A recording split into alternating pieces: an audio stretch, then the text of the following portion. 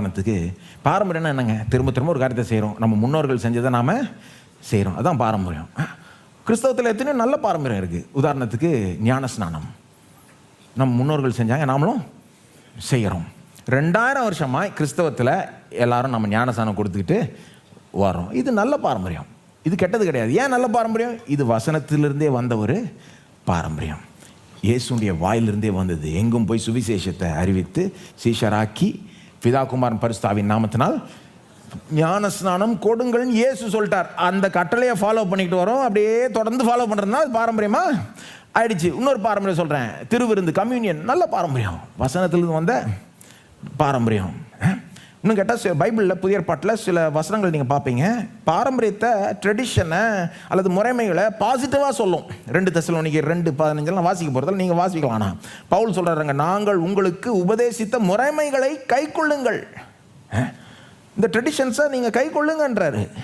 1 கொரிந்தியர் 11:2 பவுல் பாசிட்டிவாக சொல்கிறாரு முறைமைகளை பற்றி.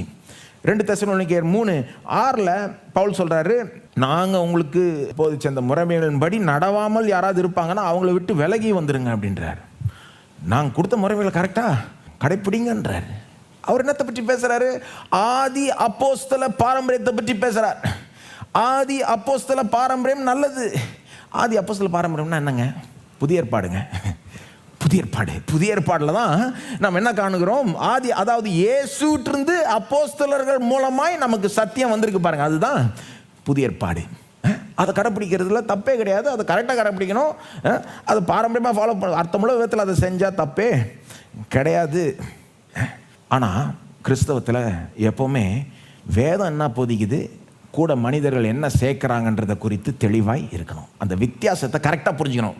வேதம் என்ன போதிக்குது, பைபிள் டீச்சிங் என்ன, பாரம்பரியம் என்ன, இதோட சேர்த்துருக்கு. வித்தியாசப்படுத்த தெரியணும் நமக்கு. உதாரணம் சொல்கிறேன் பாருங்கள், இந்த கம்யூனியன், திருவிருந்து நாம் திருவிருந்தை அனுசரிக்க வேண்டும் என்பது வேத போதனை, கரெக்ட் தானே? வேத போதனை.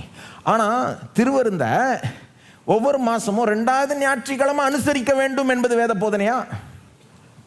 கிடையாது. எங்கேயாவது கற்பனை இருக்கா?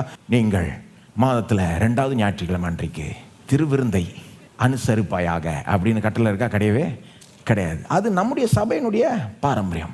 சில சபைகள் வேறு வாரத்தில் அனுசரிப்பாங்க, உலகத்தில் சில சபைகள் ஒவ்வொரு வாரமும் அனுசரிக்கிறாங்க. அனுசரிக்கணும்னு தான் சொல்லுது. ஆனால் இந்த மீதிலாம் நாம் சேர்க்குற காரியங்கள், நான் கேட்குறேன், நம்ம 2வது வாரம் அனுசரிக்கிறோமே, இந்த ஒரு பாரம்பரியமாக செய்கிறோமே, இது ஒரு நல்ல பாரம்பரியமா கெட்ட பாரம்பரியமா? நல்ல பாரம்பரியம். ஏன்னா நாம் ஏதோ ஒரு வாரம் சொல்லி ஆகணும் இல்லையா?